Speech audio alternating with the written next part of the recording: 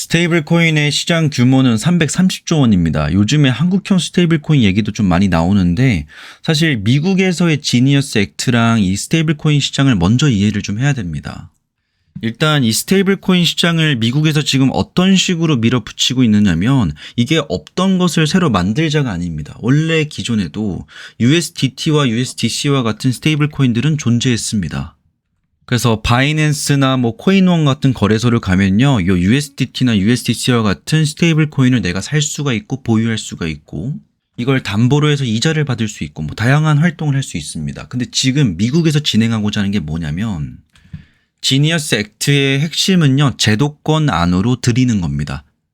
그리고 그 내용들을 보면 이 스테이블 코인을 밀어준다는 뉘앙스보다는 스테이블 코인 관련된 어떤 법제화 내용들이 대부분입니다.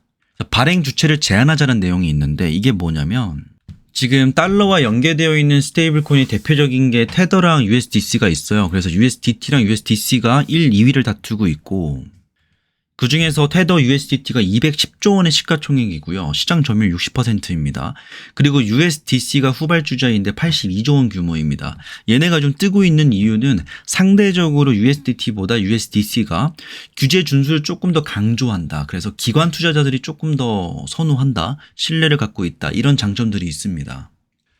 근데 보시다시피 시장 규모 차원에서 큰 차이가 나기 때문에 이 거래량을 보시면 거래량 차이가 거의 7배 가까이 납니다. 자, 아직까지는 테더의 USDT가 주류 스테이블 코인인데 보시면 USDT랑 USDC 말고도 다양한 종류의 주체들의 이 코인들이 보입니다.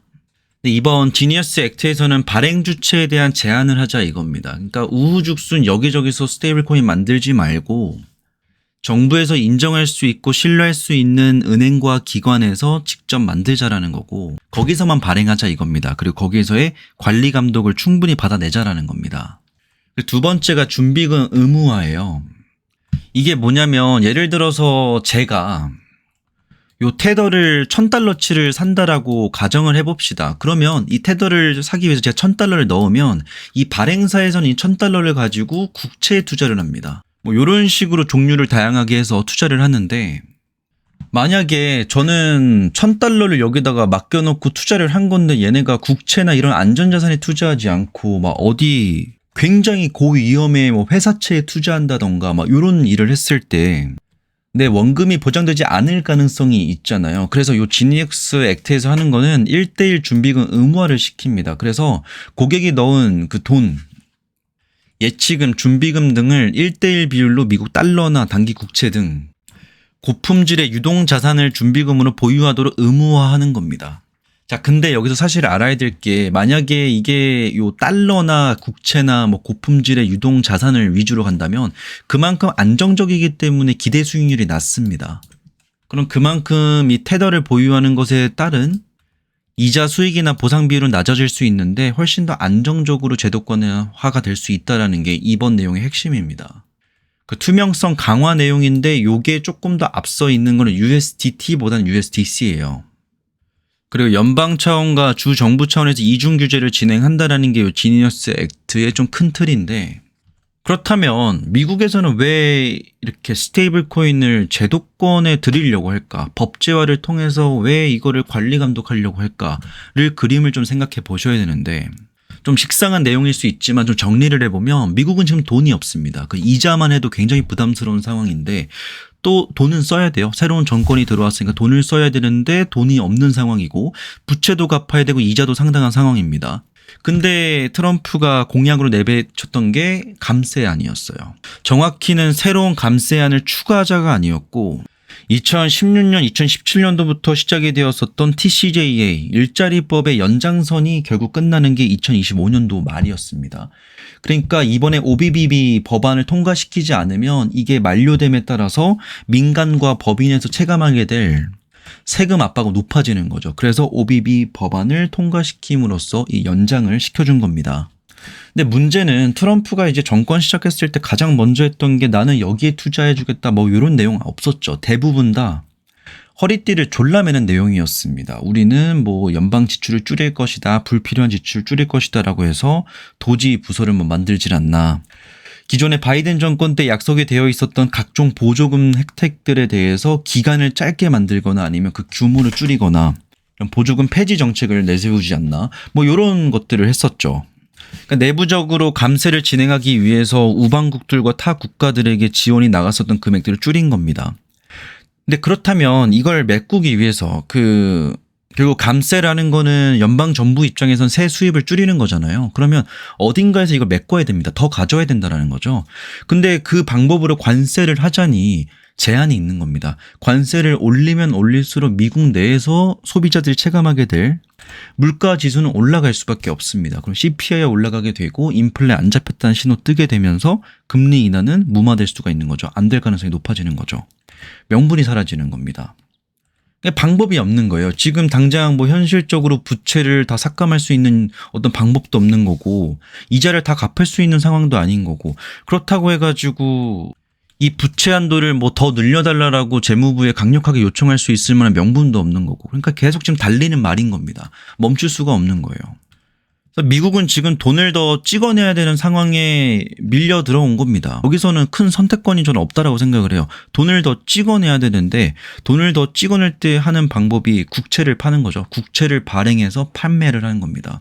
미국이라는 국가를 담보로 해서 돈을 빌려오는 거예요. 그 수요자들이 금융기관들도 있고 타 국가들도 있고 민간에서도 있지만 최근 문제점이 뭐냐면 계속 이러한 어떤 채무 불이행에 대한 우려들이 나오게 되면서 국채 수요가 들쑥날쑥합니다. 그래서 최근 보면 나름대로 10년물 국채는 어느 정도 수요가 회복되고 있다는 시그널이 나오기도 했지만 20년물 국채 입찰에서 수요가 부진했습니다. 그러니까 이 국채 시장에서는 미국 자체에 대해서 단기간 동안 어차피 돈을 찍어낼 거고 돈 파티할 거기 때문에 뭐 망할 일이 있겠어. 근데 하지만 길게 보면 얘네가 못 버틸 것 같은데 라고 지금 시장은 반응하고 있는 겁니다. 그래서 지금 미국은요 안정적인 국채 수요자가 필요해요. 그래서 그 돌파구를 보고 있는 게 이 스테이블 코인 시장인 겁니다.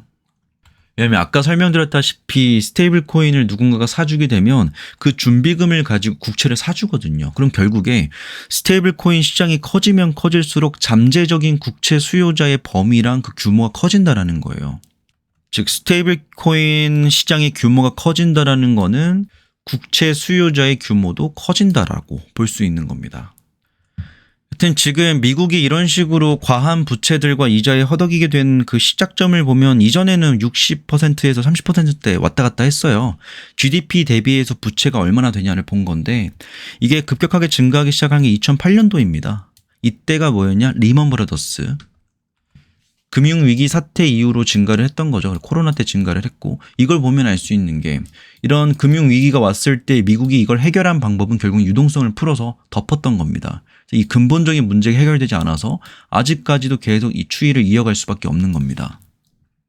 근데 지금까지는요 뭐 설마 미국이 망하겠어 이러한 논리들 덕분에 이어져 온 거고 이게 뭐 특정 당의 문제냐 뭐 대통령의 문제냐 그건 아닙니다. 그냥 웬만한 대통령들 다 있을 때 항상 적자 상태였습니다. 미국은 항상 재정 적자를 보면서 국정 운영을 해온 국가입니다. 즉 돈을 계속 찍어 오면서 살아온 국가이기 때문에 앞으로도 돈을 찍을 수밖에 없다라는 겁니다. 그래서 여튼 지금 이런 식으로 고정적인 국채 수요자가 필요한 게 미국이고 미국은 그렇기 때문에 이 스테이블 코인 시장을 어떻게든 계속 활성화를 시키려고 노력하는 거고 활성화하기 위한 방법이 뭐 돈을 투입할 것도 없습니다. 그냥 규제를 어느 정도 완화시켜주고 안정장치를 좀 달아주면서 이 스테이블 코인 시장이 완전히 자리 잡게끔 하는 거고 제도권을 들였을 때 가능한 건 이제 은행들이 개입할 수가 있습니다. 원래 국채 수요자의 대부분은 개인이나 민간이 아니라 뭐 뮤추얼 펀드나 이런 대형 기관들인데 지금까지 대형 기관들 뭐 뮤추얼 펀드들은 이렇게 USDT나 USDC에 상당한 자금을 넣을 수가 없었습니다. 근데 이게 뭐 지니어스 법을 통해서 통과가 되고 완전히 제도권을 들어오게 된다면 은행들은 각자의 준비금 중에서 일부를 혹은 상당 부분을 USDT나 USDC를 편입시킬 수가 있는 거죠. 시중에 있는 유동성을 여기로 보낼 수가 있다는 겁니다. 여기서 중요한 거는 스테이블 코인 발행사들은 준비금의 상당 부분을 미국채를 보유하고 있다는 거고 국채 시장의 주요 구매자로 부각되고 있다는 겁니다. 이게 가장 핵심적인 내용인데요. 보시면 이게 USDT 기준으로 USDT가 어디 쪽으로 어떤 코인과 연계되어서 지금 자산 가치를 인정받고 있는지를 보여주는 건데, 이게 트랜스페런시라고 해서 현재 USDT에 돈이 들어왔을 때 이걸 어떻게 관리하고 있냐 이겁니다. 전체적으로 봤을 때 81.49%의 자금을 현금 또는 현금성 자산으로 보유하고 있는 겁니다. 그 외의 자금들은 뭐 회사채나 아니면 뭐 귀금속들, 그 비트코인 아니면 다른 투자자들 뭐 이렇게 포함되고 있는 거고요.